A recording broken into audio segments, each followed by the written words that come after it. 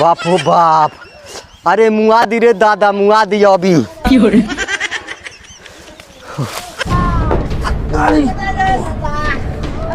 भाग रे, भाग, लाठी दे, लाठी दे, लाठी दे, लाठी दे, लाठी दे, लाठी दे।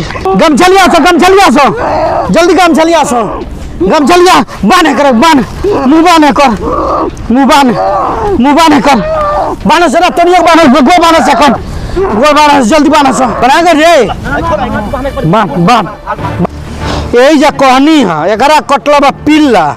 ऐसा सोखा बनल बा, पहले चोर रही सरवा कर, हम सब जानता नहीं। एक्सीडेंट भेल तो सोखती उठा ललस। अरे बाप, अच्छा सब चीज के दवाई कर दिलो, जहाँ आदमी के देखी काटे पड़ी। बड़का सोखा बा, उठा सर सीख लो ना, होगा सोखती तहार। बड़का सोखा बनल बा, उठा आज तक काट दी एक बेर ना, तो तू लगता पिलन के तरह काटे। जान ल, जान नहीं खा, सुई लागेला जिला पर, दवाई होला आ कौन चीज सकार लेता। अरे उतना लूटा ले जितना समझ में आवे, जो ना समझ में आवे मनियो लूटो बात, यह हाल होई तार। जानलो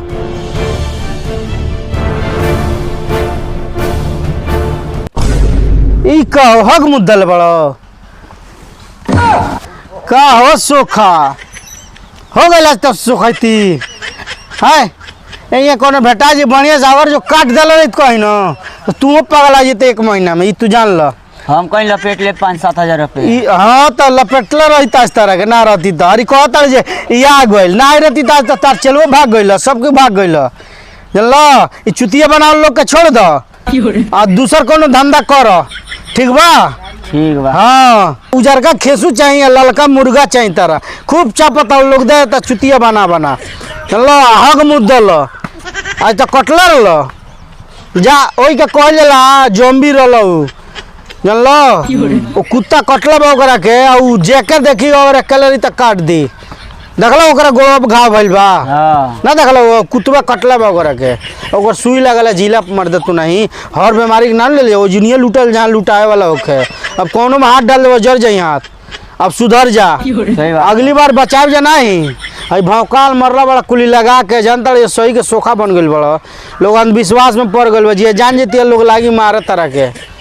जान ला पहले वाला तार धंधा ठीक रहे, हूँ कहला पिटैला चोरी करतला गांजा बेचल, अब सुधरला ओई में तो हेमे भीड़ गइल। चलो हम चलता नहीं, लेके जाए दो लोग के, फिर मत सकरिया आई काम मत कर, हक मुद्दल आज न तार सोखती निकल गई पीछे से आगे से। चलता नहीं हम बाउर हमरा समझतर लगो, अला लाठी अपन।